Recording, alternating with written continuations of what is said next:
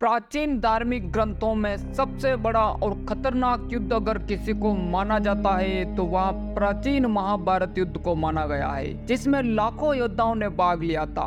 कहा जाता है कि इस युद्ध में ऐसे शक्तिशाली योद्धाओं ने भाग लिया जो अपराजय थे, और यहाँ तक कि इन योद्धाओं के पास ऐसे ऐसे शक्तिशाली और खतरनाक अस्त्र शस्त्र थे जिसके कारण पूरी पृथ्वी नष्ट भी हो सकती थी। परंतु क्या आप लोग जानते हैं कि महाभारत काल के 10 सबसे शक्तिशाली योद्धा कौन थे? तो आइए जानते हैं। नंबर 10 पर है सात्यकी। कुरुक्षेत्र के युद्ध में सात्यकी पांडवों की तरफ से युद्ध लड़े थे। सात्यकी यादवों की नारायणी सेना का सेनापति व वासुदेव श्री कृष्ण का परम मित्र था। वह उन चंद लोगों में से था जो महाभारत युद्ध के बाद जीवित बच गए थे। सात्यकी ने अर्जुन से धनुर्विद्या सीखी और वह भी अर्जुन की तरह सर्वश्रेष्ठ धनुर्धर था। कुरुक्षेत्र युद्ध में जब अभिमन्यु का वध हो जाता है तब अर्जुन जयद्रथ वध करने की प्रतिज्ञा करते हैं। तब वे युद्ध में जाने से पूर्व सात्यकी को युधिष्ठिर की सुरक्षा का भार सौंप कर गए थे। सात्यकी इतना बलशाली योद्धा था कि उसने कौरवों के अनेक उच्च कोटि योद्धाओं को मार डाला था। सात्यकी ने जल संधि, त्रिगतों की सेना, कर्ण का पुत्र प्रसन्न, भूरिसेन आदि का वध कर दिया। सात्यकी ने द्रोणाचार्य, दुशासन, कृतवर्मा, शकुनी आदि योद्धाओं को भी पराजित किया था। नंबर 9 पर है दुर्योधन। दुर्योधन गांधारी का सबसे बड़ा पुत्र था। कुरुक्षेत्र में कौरवों और पांडवों की लड़ाई में दुर्योधन कौरवों का सबसे बड़ा भाई था। दुर्योधन अधर्मी, जिद्दी और मूर्ख भी था। वह गांधारी और धृतराष्ट्र का पुत्र एवं कर्ण का मित्र था, परंतु वह अधिकतर बातें अपने मामा शकुनी की ही मानता था। दुर्योधन की जिद, अहंकार और लालच ने लोगों को युद्ध की आग में झोंक दिया। इसलिए दुर्योधन को महाभारत का खलनायक कहा गया है। दुर्योधन ने अपनी आरंभिक शिक्षा गुरु द्रोण और कृपाचार्य से ली थी। गुरु द्रोण ने उसे गदा युद्ध, खड़ग और अनेक शक्तियां चलाने की शिक्षा दी थी। आगे चलकर मिथिला में दुर्योधन ने बलराम जी से गदा चलाने की शिक्षा ग्रहण की थी और वह महाभारत काल का सर्वश्रेष्ठ गदा चालक बन गया था।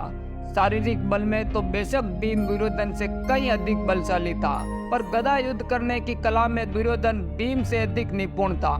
वनवास के दौरान भीम ने अपना अधिक समय धनुर्विद्या सीखने में लगाया था, वहीं दुर्योधन ने अपना संपूर्ण समय गदा युद्ध सीखने में लगाया।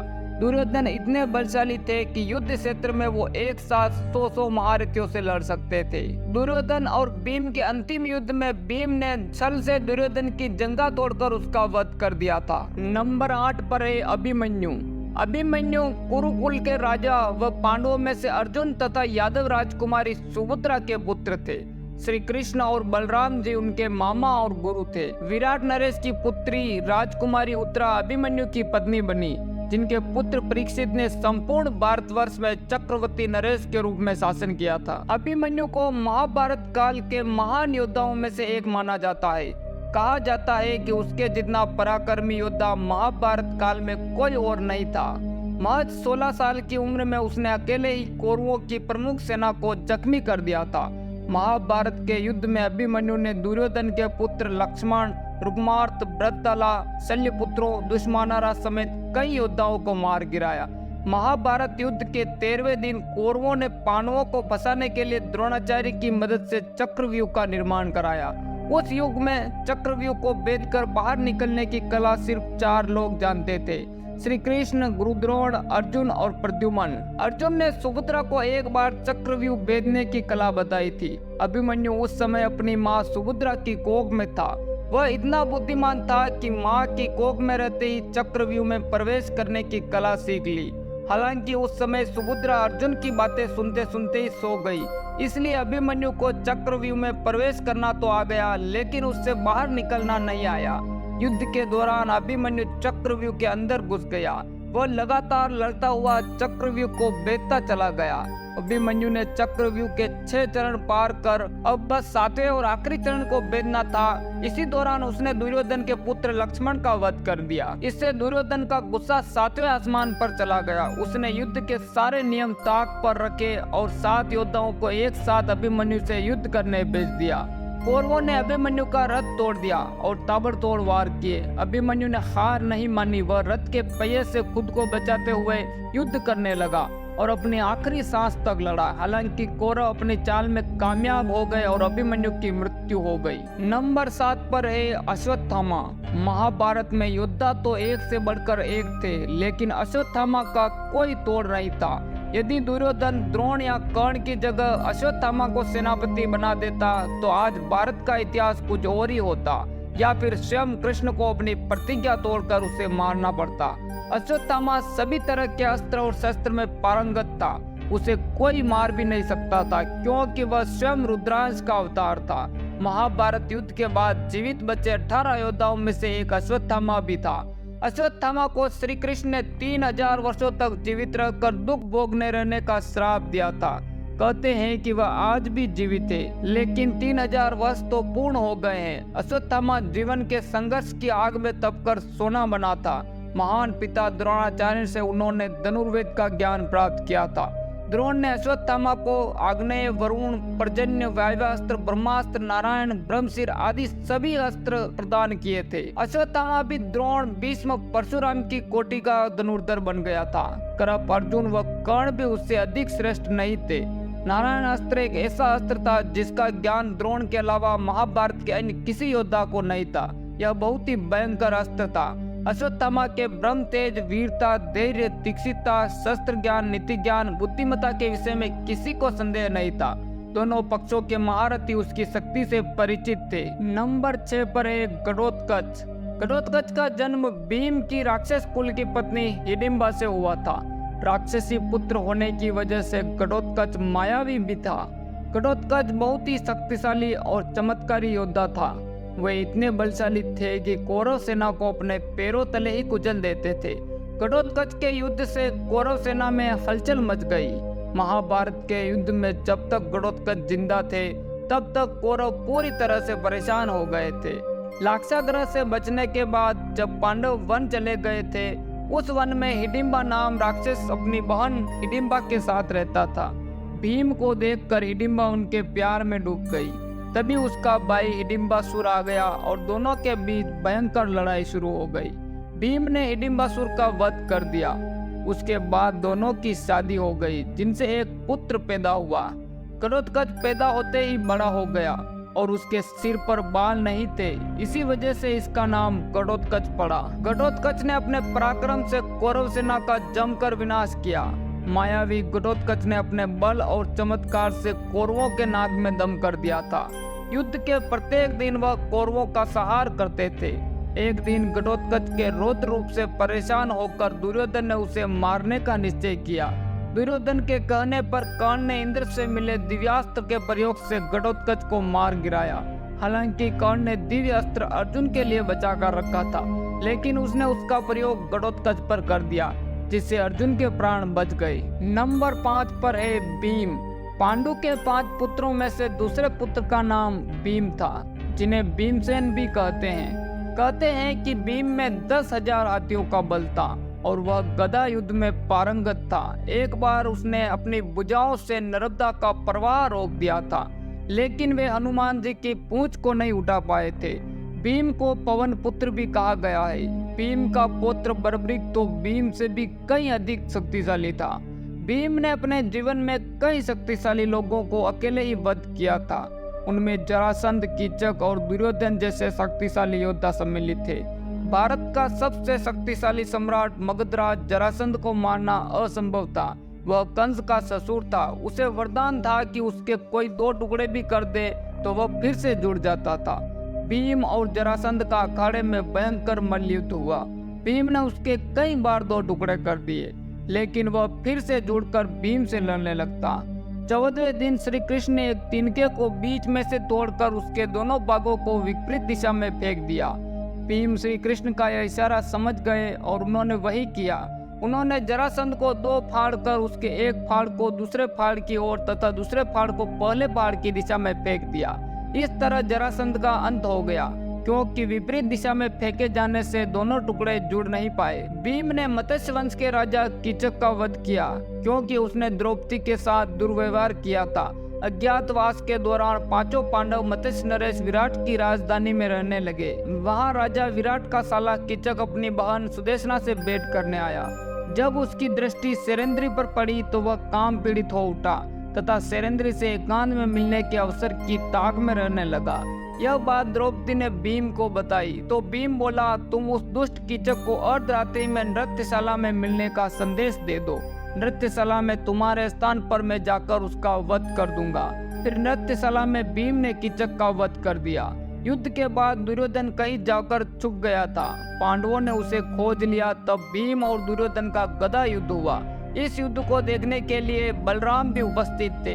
भीम कई प्रकार के यत्न करने पर भी दुर्योधन का वध नहीं कर पा रहा था, क्योंकि दुर्योधन का शरीर वज्र के समान कठोर था। ऐसे समय श्री कृष्ण ने अपनी जंघा ठोककर भीम को संकेत दिया, जिसे भीम ने समझ लिया। तब भीम ने दुर्योधन की जंघा पर प्रहार कर उसका वध कर दिया। नंबर 4 पर है द्रोणाचार्य। महाभारत में कई महत्वपूर्ण पात्र में से एक द्रोणाचार्य भी थे। द्रोणाचार्य ने ही कौरव और पांडवों को युद्ध विद्या का ज्ञान दिया था। महाभारत के आदि पर्व के अनुसार गुरु द्रोण देवताओं के गुरु बृहस्पति के अंशावतार थे। द्रोणाचार्य महर्षि भारद्वाज के पुत्र थे। इनकी पत्नी का नाम कृपि और पुत्र का नाम अश्वत्थामा था। द्रोणाचार्य का जन्म द्रोण नाम के एक बर्तन से हुआ, इसी वजह से इनका नाम द्रोणाचार्य पड़ा। जब द्रोणाचार्य शिक्षा ग्रहण कर रहे थे तब उन्हें पता चला कि भगवान परशुराम ब्राह्मणों को अपना सर्वस्व दान कर रहे हैं। द्रोणाचार्य भी उनके पास गए और अपना परिचय दिया। द्रोणाचार्य ने भगवान परशुराम से उनके सभी दिव्य अस्त्र शस्त्र मांग लिए और उनके प्रयोग की विधि भी सीख ली। एक दिन द्रोणाचार्य गंगा नदी में स्नान कर रहे थे, तभी उनका पैर एक मगरमच्छ ने पकड़ लिया। द्रोणाचार्य उस मगरमच्छ से खुद भी बच सकते थे, लेकिन उन्होंने अपने शिष्यों की परीक्षा लेने के लिए मगरमच्छ को मारा नहीं। अपने गुरु को इस हालत में देखकर सभी शिष्य घबरा गए। तब अर्जुन ने अपने बाणों से उस मगर को मार दिया। अर्जुन की वीरता देखकर द्रोणाचार्य प्रसन्न हो गए और वरदान दिया कि पूरी पृथ्वी पर तुम्हारे जैसा धनुर्धर नहीं होगा। महाभारत युद्ध में कौरव सेना के सेनापति भीष्म थे। भीष्म के बाद दुर्योधन ने द्रोणाचार्य को अपना सेनापति बनाया। सेनापति बनते ही द्रोणाचार्य ने पांडवों की सेना का संहार करना शुरू कर दिया। द्रोणाचार्य नए नए व्यूह बनाकर पांडवों की सेना को नुकसान पहुंचा रहे थे। तब पांडवों ने एक योजना बनाई। योजना के अनुसार भीम ने अश्वत्थामा नाम के हाथी को मार डाला और द्रोणाचार्य के सामने चिल्लाने लगे कि मैंने अश्वत्थामा का वध कर दिया। अश्वत्थामा की मृत्यु को सच मानकर गुरु द्रोण ने अपने अस्त्र शस्त्र नीचे रख दिए और बैठकर ध्यान करने लगे। तभी धृष्टद्युम्न ने तलवार से गुरु द्रोण का वध कर दिया। नंबर 3 पर है अर्जुन। महाभारत में सबसे वीर और भगवान के निकटतम योद्धा की बात आती है तो सबसे पहले नाम अर्जुन का ही आता है। अर्जुन की शक्ति का कई बार वर्णन हमें महाभारत में मिलता है, जिन्होंने एक बार विराट के युद्ध में लगभग सभी कौरवों को अकेले ही हरा दिया था। महाभारत के अंतिम निर्णायक युद्ध में भी अर्जुन ने उन योद्धाओं का वध किया जो कि उस समय समस्त संसार में सर्वशक्तिशाली थे। अर्जुन अपने समय के सबसे शक्तिशाली धनुर्धर व योद्धा थे। वे स्वयं साची थे, अर्थात दोनों हाथों से समान बाण चला सकते थे, 2 मील दूर तक वार कर सकते थे, शब्द भेदी बाण चलाने में निपुण थे, अंधेरे में भी युद्ध कर सकते थे। अर्जुन ने निद्रा पर विजय प्राप्त कर देर तक युद्ध करने की कला सीख ली थी। अपनी एकाग्रता व अचूक निशाने के लिए अर्जुन पूरे संसार में प्रसिद्ध थे। उनके बाजू इतने शक्तिशाली थे कि सामान्य धनुष आसानी से टूट जाते थे। उनका दिव्य धनुष गांडीव इतना भारी था कि उसको उठाना या उस पर प्रत्यंचा चढ़ाना सामान्य बात नहीं थी, और उस पर प्रत्यंचा अर्जुन के अलावा केवल श्री कृष्ण व भीम ही चला सकते थे। उस धनुष को अपने 2 अक्षय तूणीरों को व अपनी तलवार को उठाए अर्जुन वनवास में घूमते रहे, तो सोचिए कि वो कितने बलशाली होंगे। जरासंध वध के लिए कृष्ण अर्जुन व भीम दोनों को साथ लेकर गए थे और जरासंध से कहा था कि वो उन तीनों में से किसी को भी अपने प्रतिद्वंदी के रूप में चुन सकता है। इससे पता चलता है कि अर्जुन केवल धनुर्धर ही नहीं, अत्यंत बलवान भी थे। इसके अलावा उन्हें समस्त दिव्यास्त्रों का संपूर्ण ज्ञान था। वो एक साथ कई महारथियों से युद्ध कर सकते थे। अर्जुन का निशाना इतना सटीक था कि जब युद्ध में द्रोण ने दुर्योधन को अभेद कवच बना दिया और उसको भेदने का अर्जुन का बाण अश्वत्थामा ने काट दिया, तो अर्जुन ने दुर्योधन की पैरों की उंगलियों पर निशाना बनाकर उस पर वार किया, क्योंकि एक वही बाघ कवच के बाहर था। उनके बाणों की वर्षा के विषय में कहा गया है कि जब अर्जुन बाण चलाते थे तो आकाश में अंधेरा छा जाता था। उनकी निरंतर तीरों की बारिश से और कोई भी तीर खाली नहीं जाता था। युद्ध के 15वें दिन जब उन्हें अपने प्रण के अनुसार सूर्यास्त से पहले जयद्रथ का वध करना था तो कुरुसेना में वो अपने रथ पर श्री कृष्ण के साथ अकेले घुस गए थे। वह रास्ते में आने वाले हर महारथी को परास्त करते हुए या उसका वध करते हुए उन्होंने कई मीलों का सफर किया, क्योंकि द्रोण ने जयद्रथ को अपनी व्यूह रचना से सुरक्षित छिपा रखा था। निरंतर इतना चलने पर दिन के मध्य तक उनके अश्व प्यास और थकान से निडाल से हो गए थे। तब अर्जुन ने वहीं अकेले कौरवों की सेना से चारों ओर से घिरे हुए युद्ध भूमि में अपने तीर से भूमि को बेध एक तालाब बनाया। अपने तीरों से उसके चारों ओर एक दीवार बनाई, जिसके अंदर कृष्ण ने अश्वों को खोला और उन्हें पानी पिलाया। वह उनके तीर निकाल उन्हें सुस्ताने का अवसर दिया। उस समय अर्जुन ने तीरों की दीवार के बाहर बिना रथ के भूमि पर खड़े होकर एक साथ कई महारथियों व सेना की टुकड़ियों से युद्ध किया। वह अपने अश्वों, रथ व सारथी की रक्षा की। उस दिन अर्जुन ने अकेले ही कौरवों की 7 अक्षौणी सेना का वध किया था। उस दिन दुर्योधन को भी अनुमान हो गया कि द्रोण, अश्वत्थामा व कर्ण जैसे योद्धाओं के रहते भी जब वह अर्जुन से जयद्रथ की रक्षा नहीं कर सका तो उसका जीतना मुश्किल है। अपने संपूर्ण जीवन में अर्जुन कोई युद्ध नहीं हारे।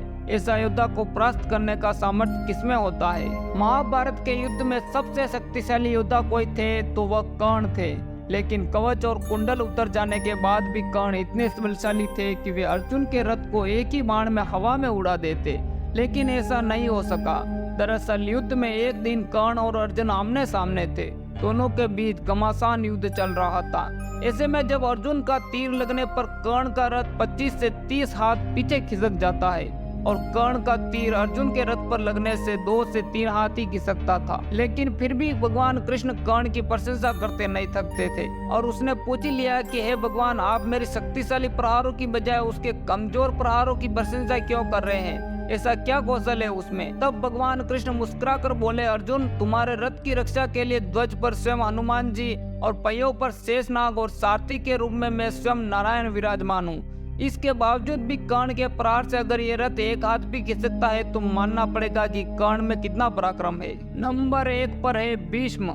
गंगापुत्र भीष्म यह एक अकेले ऐसे योद्धा थे जिन्होंने उस समय पृथ्वी पर हस्तिनापुर को अपराजित कर दिया था। उन्होंने अपने जीवन में बड़े बड़े युद्ध लड़े। कई बार तो दुश्मन की पूरी सेना पर वे अकेले ही भारी पड़ जाते थे। जब कुरुक्षेत्र का युद्ध शुरू हुआ था तब पितामह भीष्म कौरवों के प्रथम सेनापति बने थे। रोज अकेले भीष्म पितामह 10,000 सैनिकों को मार दिया करते थे। भीष्म पितामह के बाणों के आगे पांडव पक्ष के कोई भी योद्धा नहीं टिक पाए। भगवान श्री कृष्ण ने इस युद्ध में शस्त्र न उठाने का प्रण लिया था, लेकिन भीष्म ने अपने पराक्रम से श्री कृष्ण को अपनी प्रतिज्ञा तोड़कर शस्त्र उठाने के लिए विवश कर दिया था। भीष्म के पास कई शक्तिशाली अस्त्र थे। एक बार उन्होंने युद्ध में भगवान परशुराम को भी हराया था। भीष्म के पिता शांतनु ने भीष्म को इच्छा मृत्यु का वरदान दिया था, जिसके कारण उनकी मृत्यु केवल उनकी इच्छा से ही हो सकती थी। विराट युद्ध में अर्जुन ने अपने सम्मोहन बाण से सभी योद्धाओं को मूर्छित कर दिया, किंतु स्वयं अर्जुन ने कहा था कि पितामह को मेरे बाण नहीं सुला सकते। कुरुक्षेत्र युद्ध में भगवान कृष्ण जानते थे कि भीष्म को नियमानुसार युद्ध करके परास्त करना असंभव था, इसलिए शिखंडी को सामने रखकर अर्जुन ने भीष्म को सरसैया पर सुला दिया था।